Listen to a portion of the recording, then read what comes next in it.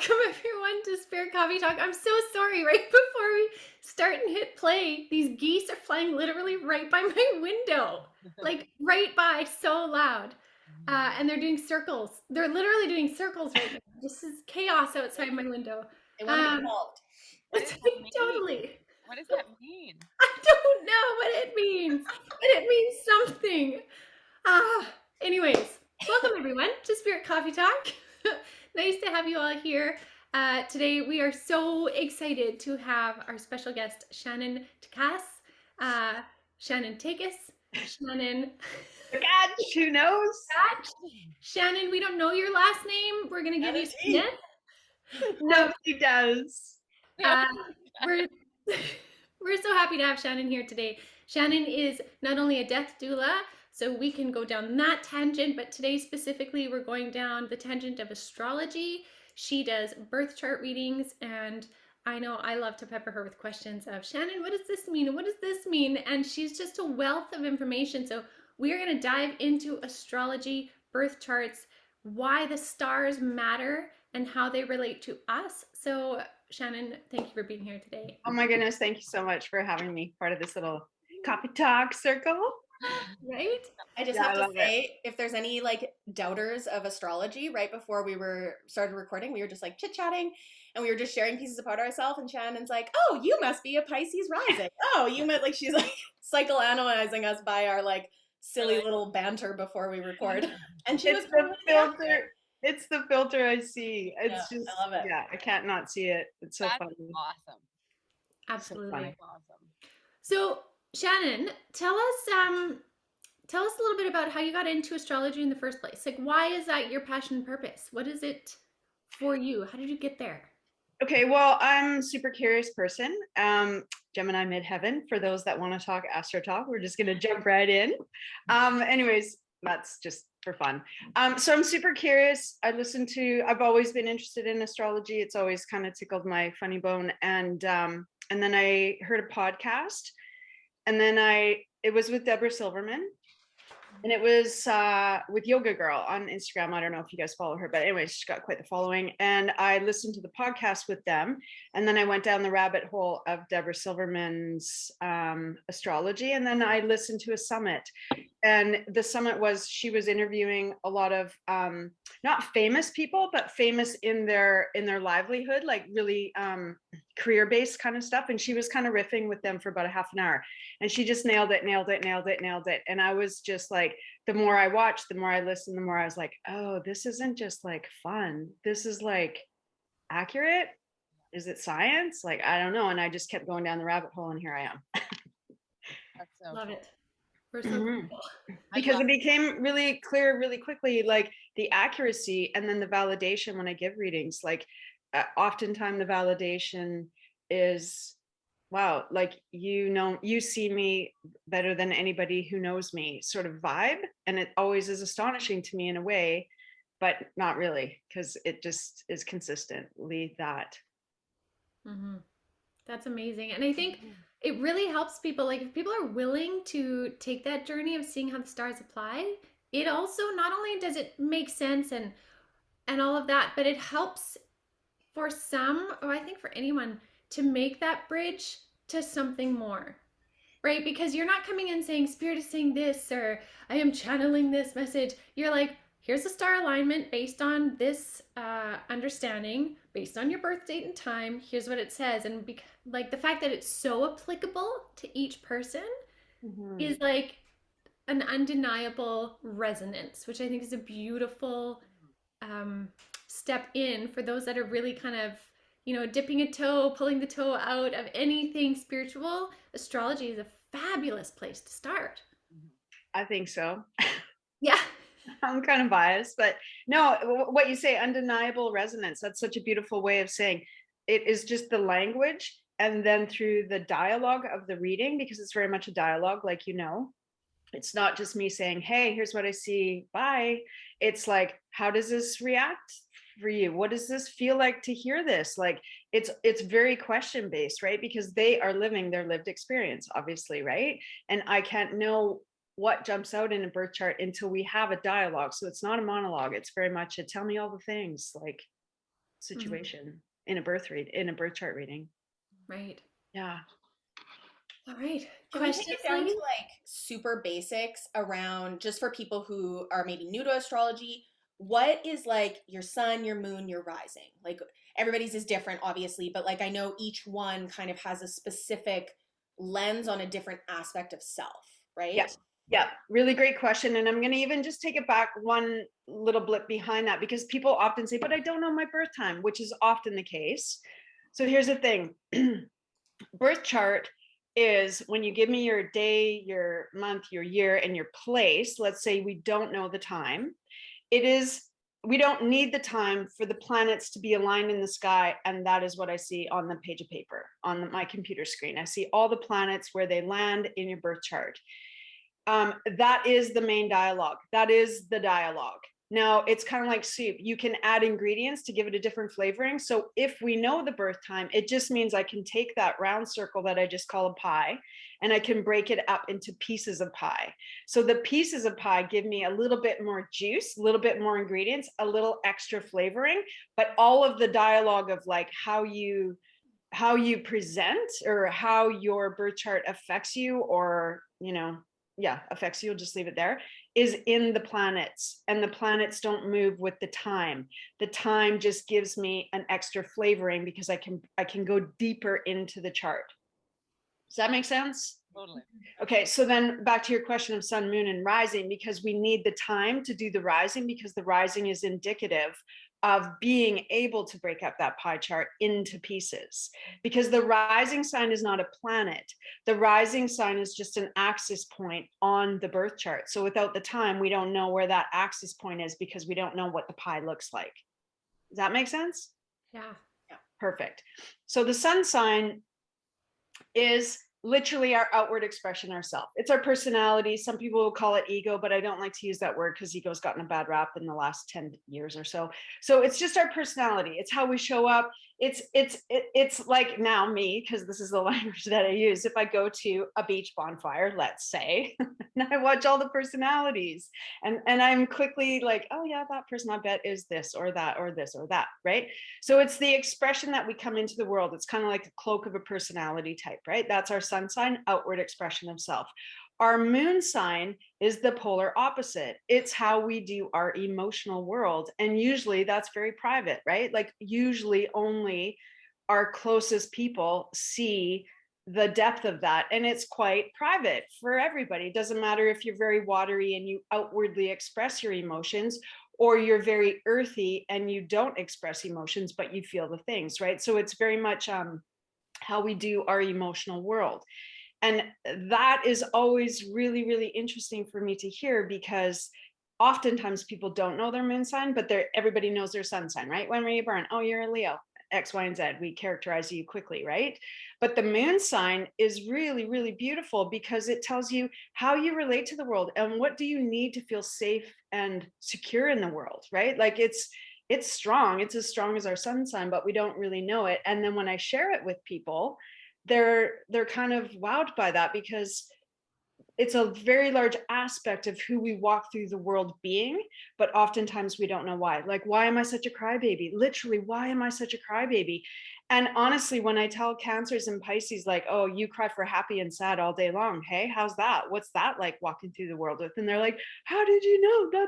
That's exactly me. And there's this like, we in life, right? In the world, we have assumptions. Tears are bad, tears are weak, whatever. So when I share like, hey, did you know your moon sign is in Pisces? And the emotion that you must walk through the world with every day must be a lot. It's just like in that moment, and that's just the beginning of the birth chart reading. That's just like huge validation for a lot of people, is understanding their moon sign. Oh, and then the rising sign. I always explain the rising sign is it's what we're aspiring to, right? Rising sign, literally what our soul came here to rise into. So it's oftentimes an ease. But I also just explain it like it's an extra cloak of personality that people would see on us, right? Like mine is a Virgo rising, and I struggle to be like a Virgo, organized, bullet points, to-do lists, and getting stuff done. I struggle to do that effectively, but gosh, do I yearn for that lived experience. Do you know what I mean? Does that explain it? I have a quick question before we move on from this. What if somebody has a sun and a moon in the same sign? Mm, great question. Amplification of that energy in that sign in that house. So it's just like if you have a sun and a moon in Taurus, you're a very strong Taurus. Okay, so like your inward and outward expression is Taurus. Then. And so therefore in harmony. So right, there wouldn't be this push-pull of what I want and what I desire. They live together, and it's like you walk very easy in the world now, like generically speaking, right? But you walk very easily in the world because your outward expression and your inward desires and needs are one, can potentially be one, but of course there's a lot more going on than just that. But it's an amplification of that energy. I have kind of a silly question. My sister and I were trying to figure this out, and we're always talking about like when the moon is in Aries. Okay. So now if a moon is in Aries and my sun sign is Aries, would that amplify my Aries energy, or would it, when the moon is in my moon sign, it amplify, or does that have any connection? Oh, that's a really great question. And that's when a birth chart is really personal, right? Because then I would say, oh, what's your house again? What other planets are in that house again? Because it's going to give a little bit of extra flavoring. But like off cuff, you could say, oh, Aries moon, bringing in some fire, bringing in some extra amplification of fiery emotions, because the moon again is your emotional world, right? So I would say whatever it's hitting, whatever pie it's landing in, like house, it's going to give that extra flavoring. And yeah, you can look for a little extra punch of fire for sure. Does that answer your question? Yeah, I'm just one, like, because my sun sign's Aries and my moon is Sagittarius. Yeah. So I didn't know, like, let's say if the moon is a Sagittarius moon, will I get amplified? My emotional Sagittarius part is amplified, or when the moon is in Aries? Probably both. Probably both, because they're a fire sign. So elementally, They're if we both just fire. yeah, so like on an elemental scale, we can even just peel back the title of the signs and just be like, oh, Aries fire, Sag fire, good luck. Just kidding, just kidding. It just means That's probably why I get hot so easily. oh Like, yeah. honestly, like I can't do hot yoga. Other people be like, "Oh yeah, this is good." I go in, I'm like faint, like not a chance. Me too. And I have a ton of fire in my chart, and hence dipping in the ocean. And it feels like people are like, you're crazy. I'm like, I feel like I need it. Yeah, I get too hot. Yeah. Huh. I'm gonna say that's why. Yeah, and it's really interesting that you talk about elements, because I'm just going to speak on that, because I have a girlfriend in Berlin who does like interior design astrology, and she often is asking me, because she doesn't have a lot of fire in her chart, and she's amazing, by the way. Interior astrology, I think, is her tagline in Instagram. Anyway, she's asking me, what do you think a lot of fiery charts need? And we've been kind of chatting about this for a while, and I'm like, I'm pretty sure cool, because historically speaking, people always come into my lived space and say, your apartment's freezing cold. Not now, because I have a wood stove in this place, but for 12 years I lived in an apartment, and consistently everybody that came in my apartment was always like, your place is always so cold. And I'm like, I just like modern, clean, cold. I guess. Totally. My husband wears a toque and like hoodie to bed. Okay. Anybody that comes to my house, they're like, "Oh, keep it quite cold in here, hey?" Like my daughter comes upstairs, like, "This is ridiculous." I'm like, what are you talking about? This is livable space. Like this is where everybody can just be happy. Yeah. I'm with a solid 16 in my house.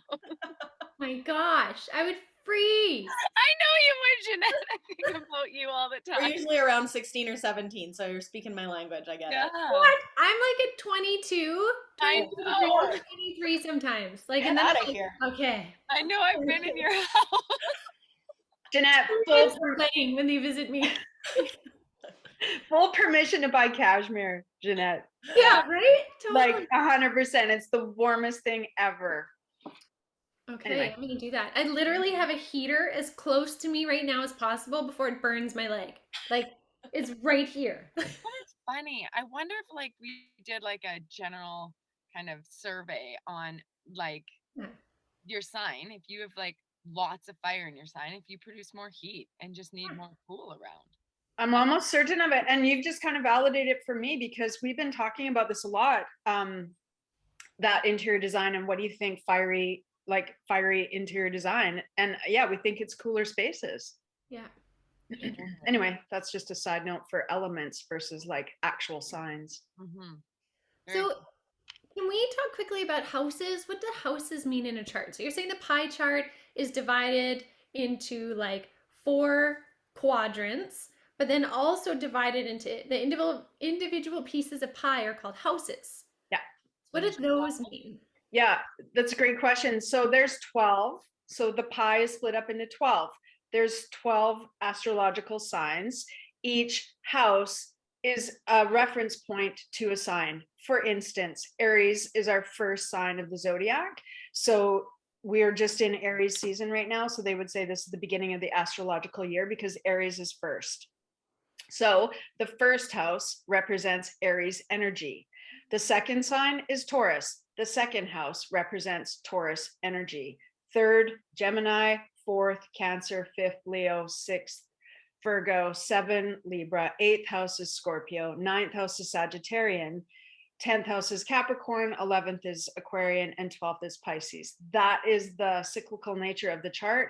Those are the 12 signs of the of astrology. And so therefore each house represents those I don't know what you could say, like characteristics.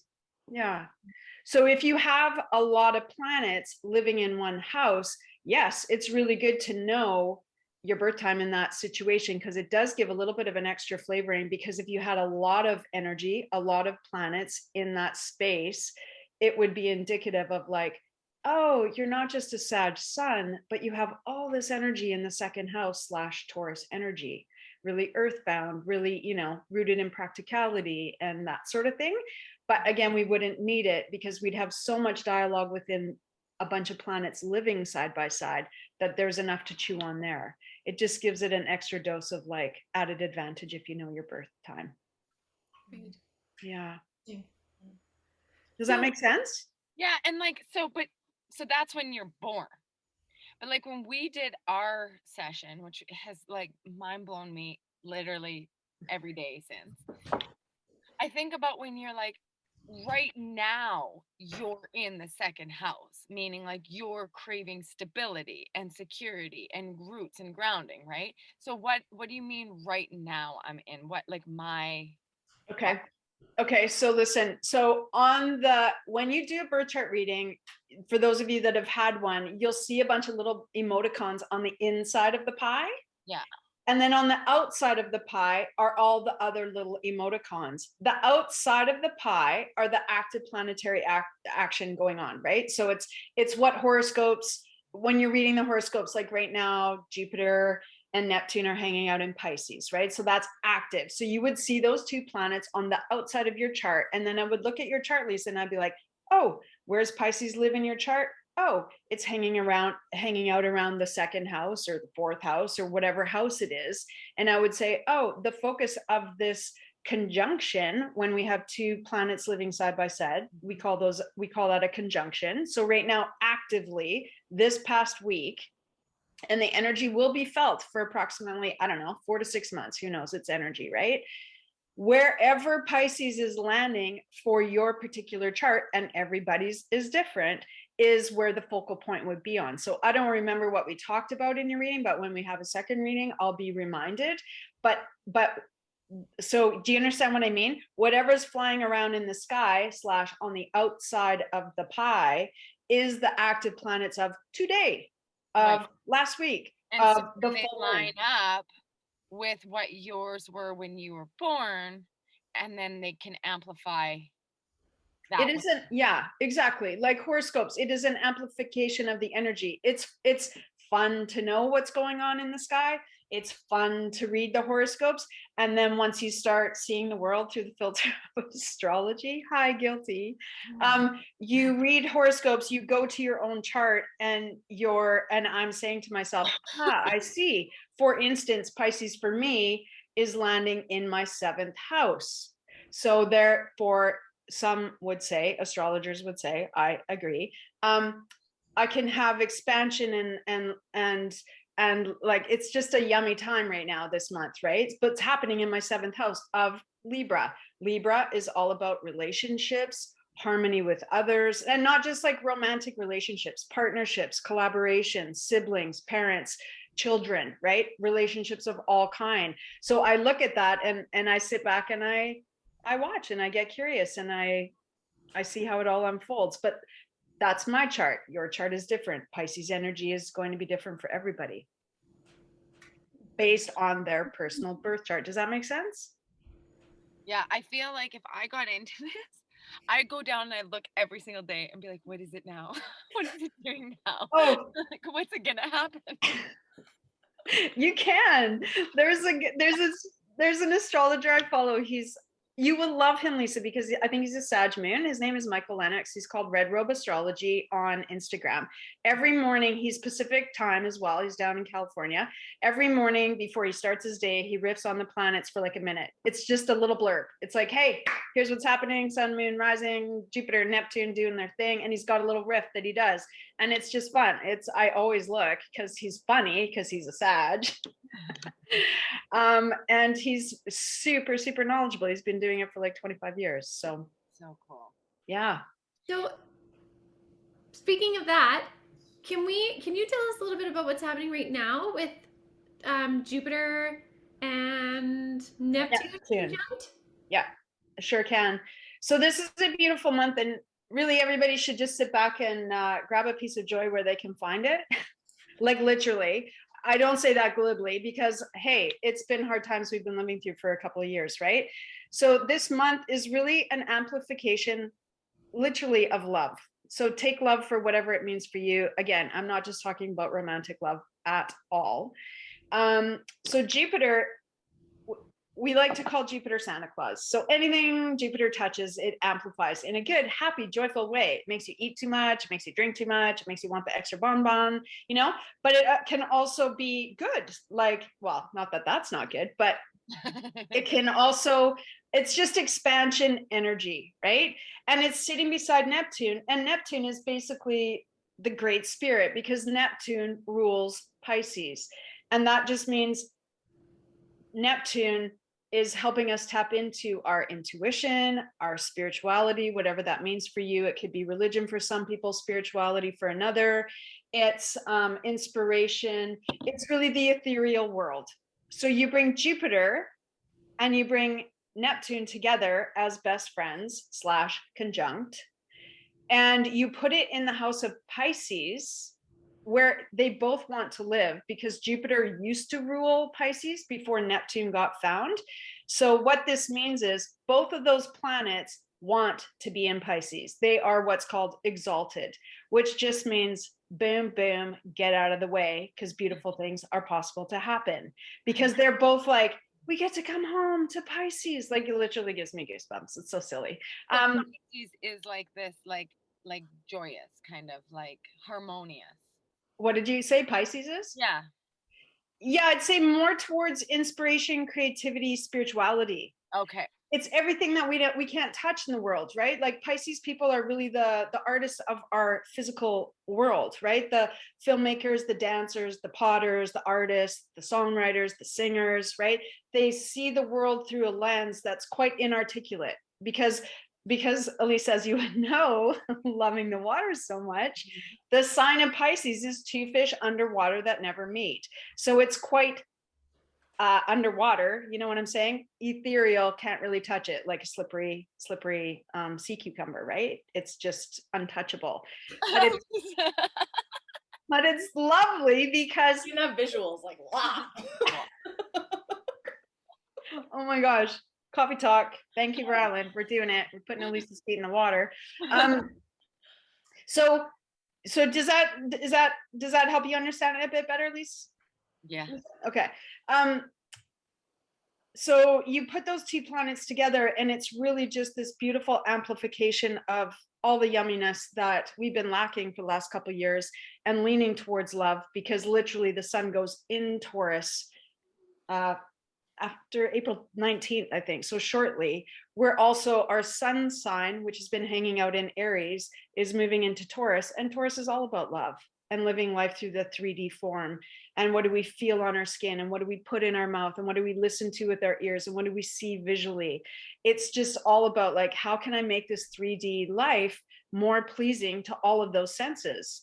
Slash, go buy cashmere, Ginette, another little hashtag validation, because all of that is very much love filled, right? Like it's not just about relationships or, you know, attracting the right partner or any of that. It's all of that and then some. Does that Yeah. make sense to you all? I hope I get some of that for sure. It's coming. It's coming, Lisa. It's coming. Come on. We're gonna deep dive on where your Pisces is in your chart. Okay, I have to ask this for all the people who have been wondering this for a very long time. What does it mean when Mercury is in retrograde? Oh, great question, because it's coming in May. That's why I'm saying grabbing joy while you can in April. No, I'm just kidding. You know, Mercury retrograde gets such a bad rap, such a bad rap. So to me, I love to think of Mercury retrograde as a time to slow down, because if you're moving too fast, bonk, you know, it's just a time to regroup, reframe, rethink, revisit like what you've been working on or what's not working, or it will show you what's not working if you're trying to like roll through it like a freight train, right? So for me, Mercury retrograde is like a permission slip to just slow down physically, emotionally, tangibly, with your work, with your family, with your, you know, all of it. And just take a sort of like a timeout. Mm-hmm. So it gets a bad rap and we love to use it, right? We love to say, oh gosh, Mercury's in retrograde, look out. It's not that at all. I mean, it can be for sure, but I don't view it as negative like a lot of people do. I just view it as like a permission slip to just chill, regroup, revisit, rethink, get ready for when it leaves retrograde. It happens about 3 times a year. So it's kind of a nice reboot if you think about it. I like that perspective. I really like that perspective because I've only ever really heard the narrative of the negative side of it, where it's like all communications are going to go for crap and this and this and this. And so it's kind of this like looming Mercury retrograde. But I like that permission slip to slow down and reevaluate. And just be like, let's take stock of what's going on and what do I want to do different? Yeah. And if your computer's glitchy, it's probably a permission slip to close it and go meditate or walk in. That is it. A lot of the like techie kind of stuff in my experience goes wonky. Emails go awry and stuff like that. And also one thing, I don't know if this has anything to do with anything, but I find that like there's an issue with water.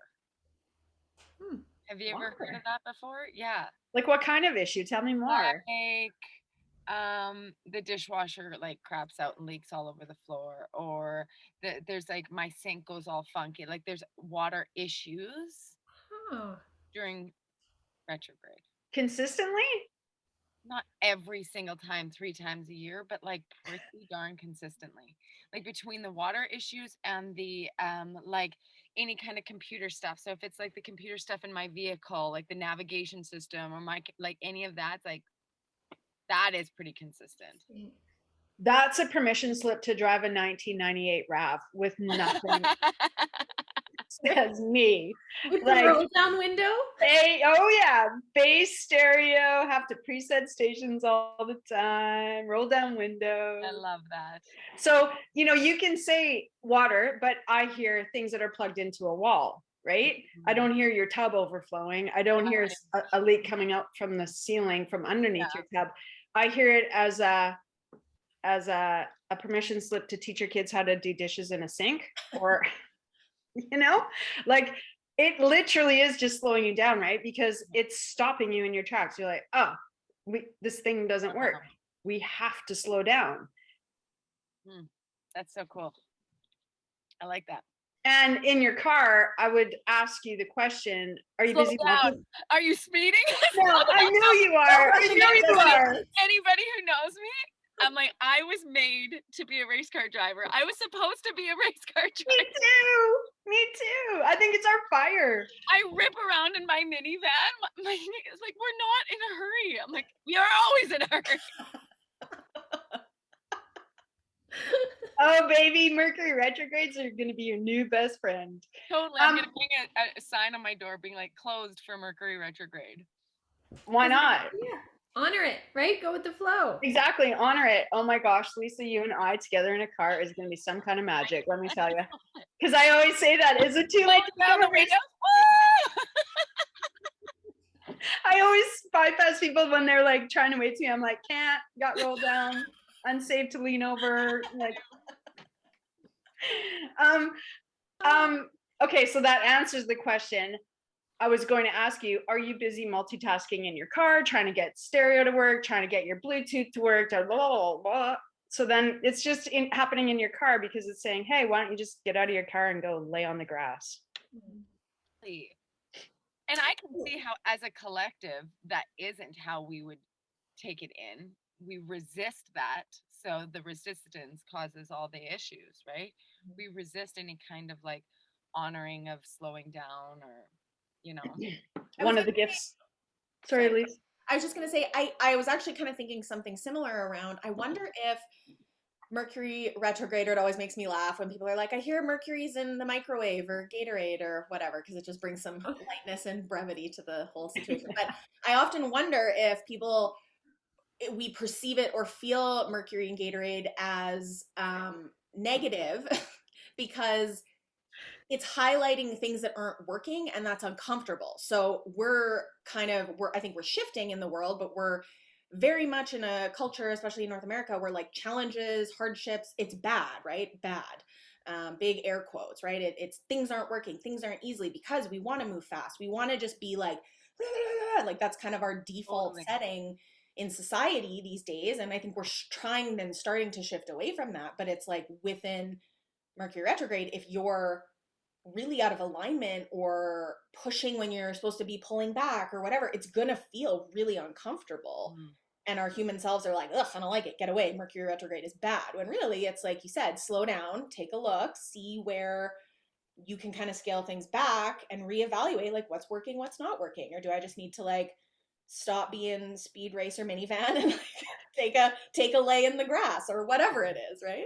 I will never slow down the minivan. Can we get you some racing stripes for that bad boy? There you go. You need like a whole suit too. You zip it all up. Your racing suit to drop kids off at school. At least that's a total ding, ding, ding, ding. Yes, you're 100% right. I'll just say to that. Yep. We resist. And, you know, to just weave a little bit of death doula in their grief loss work, we resist all of that hard emotion, right? Any kind of hard emotion, we're like, we don't want it. We don't have time to slow down to feel it, process it, grow from it, right? So it's such a metaphor actually for all the hard feelings, I think, that we humans just don't want any part of. Yeah. And I was going to say too, just before Elyse, you mentioned that, I was going to say, and if COVID has gifted us anything, is it not, oh, hey, the hustle and grind was pretend? Oh, we're not supposed to be doing that? Oh, got the memo. Some of us didn't get the memo yet, right? Yeah. Mm-hmm. Just a thought. I hate to throw that C word into the conversation, but I just saw it as an opportunity. Yeah, I was thinking the same. Fair. Okay. I have a question. Not like I haven't had 3,000 already. So sorry. I love it. Is there a specific planetary alignment, because we're a Spirit Coffee Talk, that is really a time to take advantage of connecting with Spirit? Is there one that's like a real, like, keep an eye out for Jupiter or whatever, because you can dive in and connect to Spirit? Is there a really wooey planet or really wooey alignment? We're living it this week. We're in it right now. We are. Oh, like the coming together of Jupiter and Neptune. It happens every 12 years because that's the flight path of Jupiter. It takes 12 years to go around.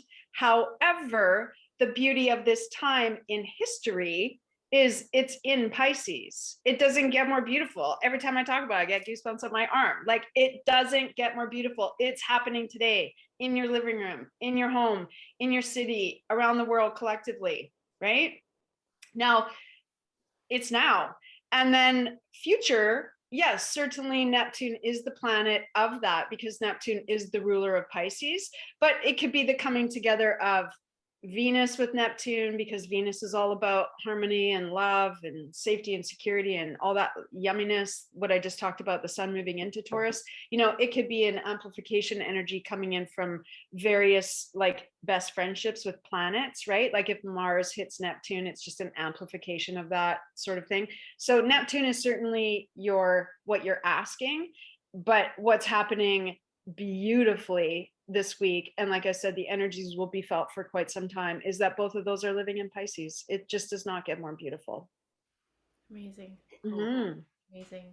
Wow. I keep having this like reoccurring thought as we're having this conversation. And I remember I felt it the first time years and years and years ago. I did an astrology reading, and it's just kind of like coming back around now. I'm so fascinated with all of the things that like make up our experience, whether it's spirit, science, our life experiences that like psychologically make us who we are. And I just feel like as society sometimes, or just like as people, we get so down on ourselves for like, I'm so this, or I'm so that, or I'm not doing this good enough, or I'm not doing that good enough, or like, why was this experience? Why did I have this person in my life? And I feel like astrology just adds this extra layer of like all the beauty and like infiniteness that makes up our experience here. Like literally planets in the sky that like we will probably never step foot on in this 3D world anyways, like influence who you are as a person, how you show up in the world, the things that you desire, on top of your spirit and your soul self and its desires dropping into this 3D world, on top of like the genetics and generational experiences and all that makes up our experiences when we're young and in utero and all those things. Like it's just, we're this like infinitely insane woven web of things that make up who we are. And I just like, it blows my mind a little bit, because I think we simplify it and like make it so, oh, I'm just this or I'm just that. And it's like, no, it's so much bigger than that. It's so much bigger than that. It's crazy. Yeah, it's really beautiful way that you've articulated that too, because I remember, Ginette, in one of your early podcasts when you started in 2020, and you described tapestry and you described the beautifulness. And I always revert back to it, the beautiful tapestry that you see on the front, whatever somebody's created, whatever your life is supposed to be, or whatever it has been up to date. And then the gnarly bits behind, all the embroidery with all the bits. And it's just like a gnarly mess back there, right? And ever since that analogy, Ginette, it's like, oh, I see astrology as just a language to describe the gnarly bits behind the tapestry. The tapestry is our life, my birth chart. And I love how you said that, because it's not just, I can't, I'm not some magical, like, oh, get a birth chart reading and you'll have all the answers. Heck no. And you just described it so beautifully, because it's just one language, right? Tarot cards, medium, getting a reading, like all of the woo / Pisces. Pisces is the woo. It's just a language. And if it resonates with you, great. And if it doesn't, go find another modality. But it's just a tool to understand the gnarly bits of the tapestry. And then as well gives you permission to be all of that wateriness, fieriness, whateverness that we see in your chart. It's just like, hey, did you know? That's such a validator though, Shannon. And like it is. Like I remember with our chat, you being like, yeah, and you did this and this and this and this. And you've always been the female who's been the one who'll stand up. And that's not always easy.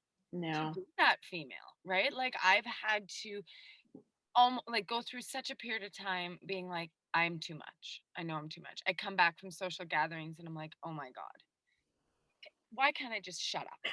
Like, you and I should date at social gatherings. You and I should just date, sit in a corner at social gatherings and But isn't it nice to know? Yeah. Yes. But then other times where, yeah, I'll sit back and then I'm deeply, deeply affected. Like I can feel so deeply the energy around the room. And so then I'll be like, I'm not taking part at all. And they're like, well, what's wrong with you? Like you're upset. You're usually, and I'm like, I just like, I can't open my mouth because I can feel all your guys' jam right now. Right. So Yeah. like the, um, it's just really intense. Like the feelings are always quite intense. And I've always kind of been shamed for that, for being the girl that's just too much. You know what I mean? And you're like, no, full permission. It's in your chart. And so it was really a validator because it was like, no, this is who I am. This isn't a, an unfortunate side effect of my life. No.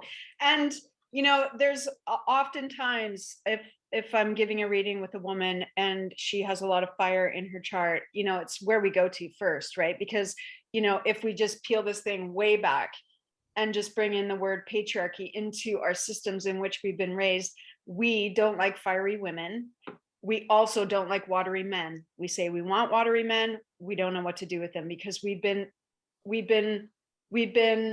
educated to not like this and not like that, and you must be like this and you must be like that. And we are literally the fiery women, Lisa, that society is a little bit still like, whoa, but no whoa. And in fact, I'm always, not always, a lot of time when the conversation comes up elementally in that reading is like, what have you done with your fire? Is it lit? Why isn't it lit? Can we get it back being lit? Because you came here to be fiery. So when it's not lit, that's a challenge. That looks like depression, that looks like weight gain, that looks like lethargy, that looks like you're not able to be your fiery self, right? So that looks like a squashing of, a snuffing out of literally the energy you came in to emanate for us and the gifts you come to bring us, right?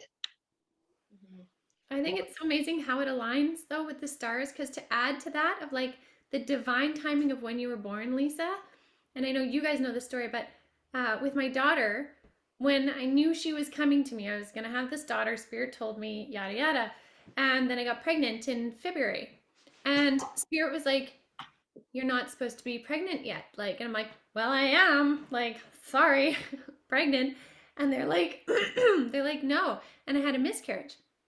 And I was like, what? Like, why did I miscarry? And they said, it wasn't the right divine timing for when your daughter needs to be born. And at the time, I didn't fully understand it. I was like, well, what do you mean? But it was the alignment in the stars. She needed to come in as a Pisces, not come in as probably Sagittarius, right? They're like, we told you need to be pregnant by May.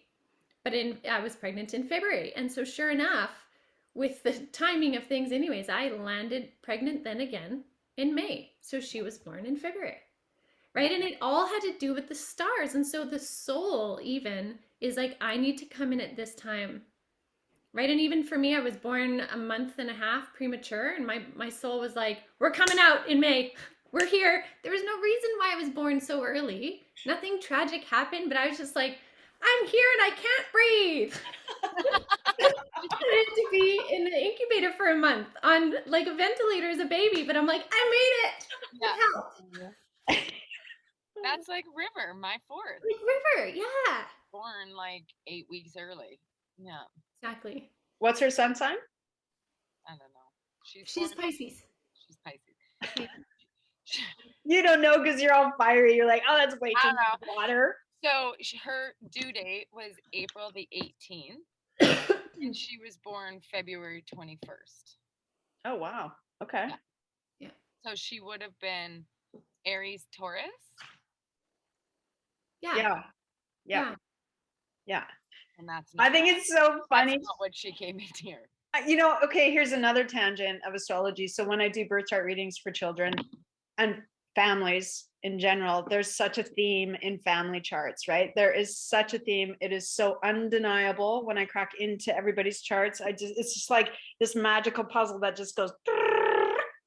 You're just like, oh, okay, little Miss Fiery.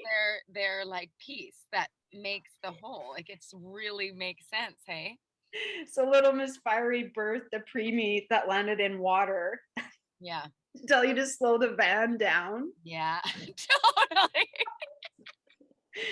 You know, like honestly, children, you know, you can just say psychologically, we birth the children that we need. They come to support us in our growth, right? Like so disclaimer, I have no children, but I'm going to talk about having kids. So just, but they say we birth the children we need for our potential growth, right? Again, back to Elise's comment about resistance. We can deny that. We can be like this, be like that. We need you to do this. We need you to do that. Or we can just embrace it and watch the gifts. And the beauty of getting the birth chart reading with your whole family, children, da da da da da. Ginette, you can speak to this.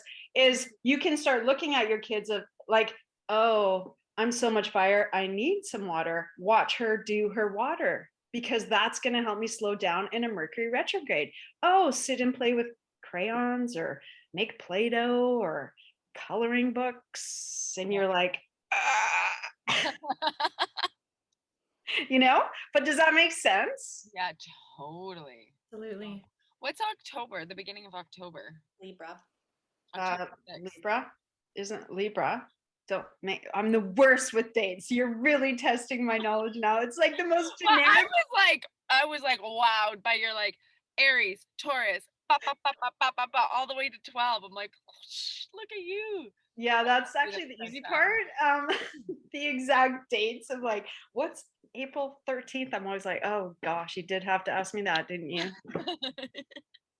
Early October is Libra, because I'm born early October and I'm Libra. When's your birthday? October 4th. Okay, mine is October 6th. So that's Libra. Yeah. Thanks, Elyse, for saving my bacon. It's pretty close to the cusp though, like not far into October, it switches over to whatever's next. Is that a test? Water sign? No. I'm pretty sure like it's close to the end of the Libra sign, or maybe it's the other way around. Maybe it's right. Virgo, Libra, right at the beginning. Yeah. Scorpio. Yeah, like I think if I had been born a handful of days earlier, I would have been a different sign. Now I need to. Yeah. Virgo. That's what it was. Yeah. Okay. It's not the end, it's the beginning, right at the start. Yeah. Yeah. So October 6th is Virgo? No, it would be Libra. We're just saying the sign before Libra. If it's cuspy, we're just saying it would be a Virgo Libra. Mm. Okay. And then if it's cuspy on the other end, it goes into Scorpio. So then it would be Libra, Scorpio. Well, I know doing the chart reading with you, Shannon, for my whole family, like we did me, my husband, my kids, we are each a sign. Like Easton's fire, Bree's water, I'm air, Trevor's earth. Right? And when we saw that picture, I was like, oh, now does that ever make sense? Right? Like had Bree been born the first time I got pregnant, right? If that was her soul had come the first time, it would have been double fire. Mm-hmm. Right?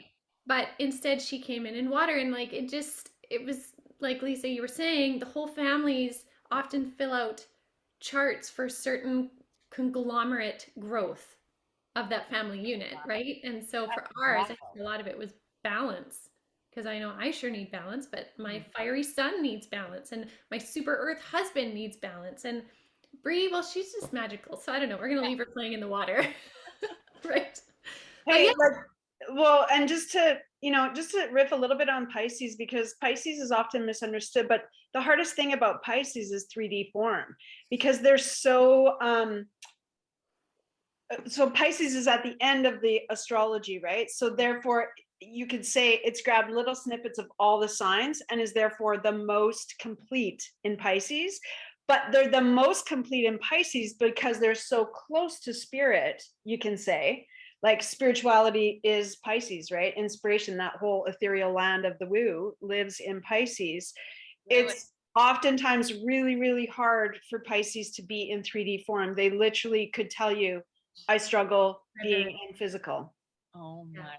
100%. How many times have I said that to you, Ginette, where I'm like, I want out. And it was so interesting for me when I got that whole picture, because I always knew like, oh, I'm a Libra. So I would read my horoscope, la la la, and I'd be like, sometimes it would feel really accurate, and other times I was like, no, I don't get it. So if that's you and you're like reading horoscopes sometimes and you're like, yeah, this doesn't resonate, get a reading, because once I did that, the astrologer at the time was like, you need to read Libra and Pisces because you're Libra rising, but Pisces. So oftentimes you show up more in that Pisces energy, and it doesn't necessarily align with the Libra. So I would read Pisces as well and be like, oh, yeah, that Yeah. resonates a lot more. And I used to say, I still say all the time, I'm like, I just want out of this 3D form. And I don't mean that in like a negative, bad way, but sometimes I'm just like, get me out of my body.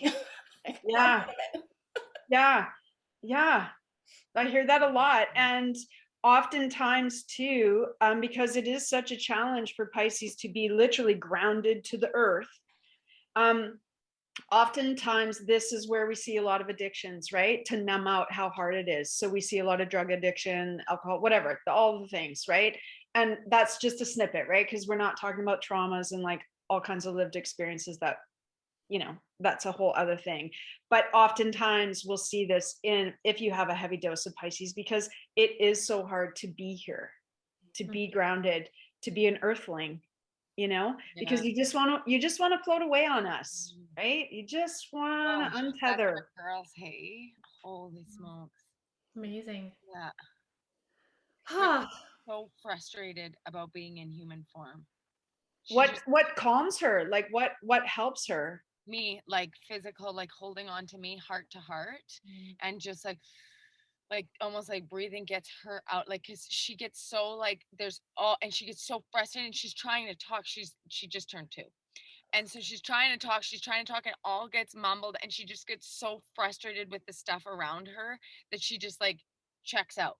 Like she's just like, nah, I'm out of here. Like this is the worst ever. And so then I have to scoop her and like take her away and like come back into like almost like a oneness, like where she like can get rhythmic with my senses, that brings her back into like, okay, I can handle this. It's like it's almost like when she's, because she is still little and she was born so early, so she really was working off my like senses and rhythmic movements to like live. Yeah. That is the part that brings her back into earth, like being a little earthling. You just spoke to it beautifully, because if I was to wrap up, like, you know, Ginette, you asked earlier, what's the planet that brings us to spirituality? And then we talked about Jupiter and Neptune and Pisces. If there was a moniker for Pisces, it would be we are all one. So just what you said, Lisa, of come, like you said it actually in your little riff right there, something about becoming one, like literally becoming one. Yeah. And that's the beauty of Pisces. If we can know this about Pisces, or know this about the 12th house flavoring, and understand it for the energy today, and unraveling for the next few months, and has been with us for probably a couple of months without us maybe knowing it, is that it is the energy of, you know, literally, like, I don't know, is it a Bob Marley song? I can't remember, but like, we are all one, like we, like one love, you know, and I mean, again, goosebumps, but like, I mean, that's utopia, right? Like one love. Everybody has clean drinking water. Everybody has enough money. Everybody has food and shelter. Like, how is this not possible in 2022? One love. This is collectively what we could dream about, right? Pisces also dream, inspiration, creativity. So, you know, there's been a lot of focus on the negativity of the last 2 years, and the hardness of the last 2 years, and the destruction and the wars and all the hard things, right? But hey, we can use this Pisces time, and we must carve out and create, I think, the capacity to hold a little piece of capacity in our day, slash back to what I said at the very beginning, grab a slice of joy where you can, because we are the ones to dream up the new thing. We are literally living through history. We are literally living through structures like patriarchy and capitalism breaking down. But hey, we have to remember we are the ones to dream the new thing. If we want food and money and shelter and fairness and equality for all, literally, we are the ones to dream it up. And there's no better time than now to use Jupiter, Neptune, and Pisces collectively. I don't care where it lands in your birth chart, to keep a snippet of your day, of your dream, to think, if I could live without ideas or borders around the constraints of my mind, how could we all have this together? Because it's really nice to be able to get together and talk about this stuff, but let's face it, we need money to always have help, right? Acupuncture, massage, astrology readings, blah, blah, blah, blah, blah. If you don't have money, you don't get this? No, no, no, no, no. Right? So can we dream of a bigger, more beautiful life and living space for all, that we all have access to all of the modalities that help us to understand the gifts that we come with, to gift others? Because that is the sole purpose of life, is it not? To tap into what we came here to give. Mm-hmm. And how do we do that if we're in the middle of like war and all this badness and stuff? No, just take a snippet of your day, grab Jupiter, Neptune, hang out in Piscesville, La La Land, I call it, and go dream the thing that we have never, ever seen. And we don't even know what it could be like. That's how obscure it is to us. But to take a snippet of your day and dream the thing without borders in your brain, without constraints in your mind about how we get to do that. Because, the cliche is we are all not free until we are free until we are all free. Right. And I think, we're just so blessed to live where we live. We're so blessed to have each other's friendships and alliances, right? But there's so many people that don't. And that's what we have to curate with this beautiful time that we're living through for others. Amazing. Amen, sister. That was like a yeah. Mic drop. That was amazing. I love that. Well, I love how at the beginning we were like 30, 45 minutes. And now we're like, how long is it? Hour. Has it? Hour. I love it Yeah. so much. I know. It's so good. So fun. Shannon, thank you so much for all your information, your perspective, the beautiful way that you do share it. It colors it so lovely for everyone. So thank you for your expertise, your time. Now, if you guys want to book with Shannon, you definitely can too for your own personal reading. Check out avalonspirit.com. She is on there under the personal journey guide heading. If you enjoy this, please do subscribe. And if someone else would benefit from these understandings, share it with them, because it's all about the sharing of stories and knowledge. That's how we help find our own path. So thank you guys. Thank you so much, Ginette. Thank you so much for having me. It's been so fun. And can we have you back on for Death Doula Talk? Because we didn't even talk about that. And last week I was just rambling about death. Death last week. We got to go back in and do this too. Have another please. Please. That's my other passion jam. Yeah. Okay. Yeah, for sure. Yeah. Thank you so much. So fun. All right. Bye, guys. Take care.